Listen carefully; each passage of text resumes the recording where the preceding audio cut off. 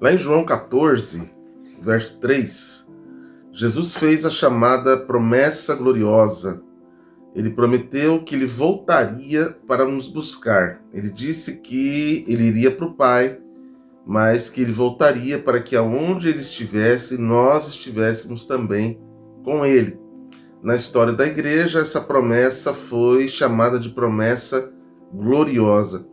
Mas o que se discute na teologia é se podemos, a partir de outros textos, como Mateus 24, 25, Apocalipse, Filipenses, 1ª e 2ª Tessalonicenses, se nós podemos tentar compreender o tempo da volta de Cristo e até mesmo esses sinais que Cristo deixou com relação à sua própria volta. A tendência majoritária da teologia, da escatologia, é entender que nós não podemos fazer esse tipo de cálculo ou de possibilidade futura, e o que podemos fazer é simplesmente esperar, porque Jesus poderá então voltar em qualquer momento. E é nesse sentido que criaram-se linhas escatológicas, discussões teológicas, e uma delas, nosso tema do vídeo de hoje, é o amilenismo. O que é o amilenismo? O A aqui serve como uma partícula de negação, e a segunda palavra é a palavra milênio, o quiliasmo, a ideia de 1000 anos. Essa referência teológica está em Apocalipse, capítulo 20, que diz lá que Jesus reinará por 1000 anos, enquanto Satanás estiver preso. Então, o amilenismo é uma linha basicamente ligada a essa ideia do milênio e da inexistência do milênio no seu sentido literal. O amilenismo interpreta o milênio na perspectiva espiritual e não literal. Mas o amilenismo não nega que o bem e o mal, o joio e o trigo, estão crescendo juntos, e caberá a Cristo fazer esta separação do joio e do trigo. O amilenismo, então, não é uma perspectiva otimista. Ela reconhece que mesmo no milênio, no reinado de Cristo, no coração das pessoas e na igreja, haverá o joio ali também crescendo juntamente com o trigo.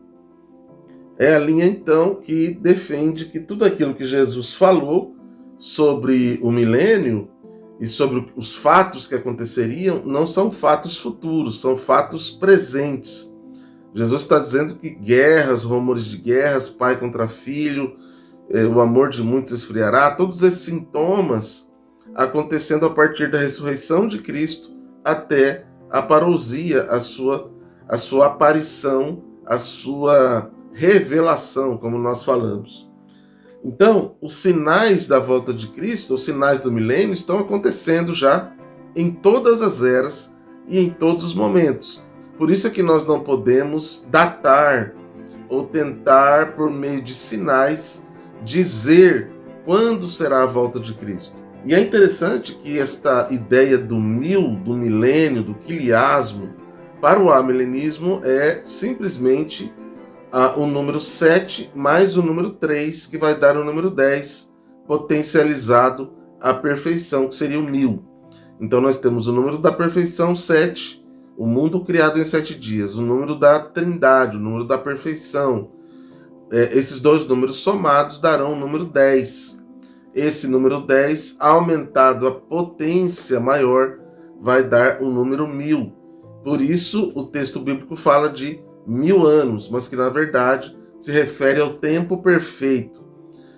O tempo entre a ressurreição de Cristo e a parousia. Vejamos aqui a base bíblica de Marcos 3, 27. Diz assim: ninguém pode roubar os bens do valente, entrando-lhe em casa sempre, se primeiro não amarrá-lo. O que Marcos está dizendo, Jesus dizendo, né, é que ninguém pode entrar na casa do valente sem amarrá-lo. Quer dizer, Jesus entrou na terra e amarrou o valente e tirou-lhe os seus próprios bens.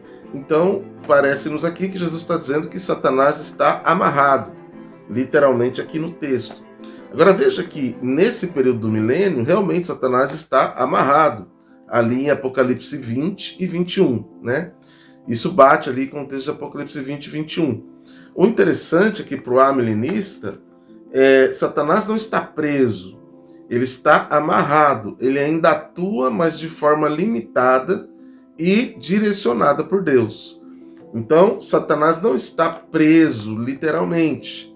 Ele está atuando, mas de forma totalmente limitada, porque Cristo veio, Cristo está na terra e deixou a sua igreja. Então, nós já estamos vivendo o milênio. Satanás está amarrado, mas ainda atua de forma limitada, uma vez que não está podendo usar toda a sua capacidade, porque Jesus instalou o reino de Deus na terra. Agora veja comigo aqui Apocalipse 20, verso 6. Diz assim: Bem-aventurado e santo é aquele que tem parte na primeira ressurreição. Sobre estes não tem poder a segunda morte, mas serão sacerdotes de Deus e de Cristo, e reinarão com ele por 1000 anos. Veja que aqui os bem-aventurados e santos são aqueles que têm parte na primeira ressurreição. Que primeira ressurreição é essa? É a conversão. Então, aqueles que se convertem no período da igreja já são reis e sacerdotes com Cristo na terra, reinam com Cristo nesse período de 1000 anos. Se Satanás está não necessariamente amarrado totalmente, mas se ele está limitado e reduzido, significa que aqueles que se convertem agora têm o seu reinado com Cristo. O amilenista, por exemplo, ele acredita que a pregação da igreja só foi possível por isso. Paulo, por exemplo, só conseguiu pregar no mundo gentil, alcançar o mundo gentil, exatamente porque Satanás está preso. A igreja só cresceu porque Satanás está preso. Então, muitas coisas só têm sentido na história da igreja em função do fato de que Satanás está limitado, acorrentado, e ele está reduzido em seu poder. Mas no final da história, ele será novamente solto. E aí teremos as últimas guerras, né? As últimas guerras. Como um resumo, pessoal. Primeiro, o milênio é um reinado espiritual e não natural. Portanto, esse reinado de Cristo se dá no coração das pessoas por meio do seu reino implantado espiritualmente. Não há um reinado físico. Esses 1000 anos não são 1000 anos literais. É um tempo que se dá entre a ressurreição e a parousia. E por que usa-se 1000 anos? Por causa do número 7 mais o número 3. O milênio é a era atual. Então nós já estamos vivendo o milênio, ou seja, o governo de Cristo sobre a terra. E finalmente, a escatologia já está consumada. Significa que, diferente de outras linhas que acreditam que ainda será consumado o reino, para o amilenista, o reino já está consumado, nós já estamos vivendo o milênio. E depois do milênio virá o juízo final, o grande trono branco, a revelação final de Cristo a todas as nações, quando todo olho verá, toda língua confessará que Jesus Cristo é o Senhor. Não se inscreveu no nosso canal ainda? Então não espere mais não, acione agora mesmo aí. Clica aí, já vira membro, já aciona o sininho, já deixa o seu like e o seu comentário. O que você achou do pensamento amilenista? Coloque a sua opinião aí sobre esse tema. E nos próximos vídeos vamos explicar aqui o pensamento pré-milenista e pós-milenista. Se você gosta desses assuntos de teologia, vem estudar conosco no Instituto de Capacitação Ministerial. Ali realmente é o seu lugar. Muito obrigado por assistir esse vídeo. Um forte abraço. Até o nosso próximo vídeo.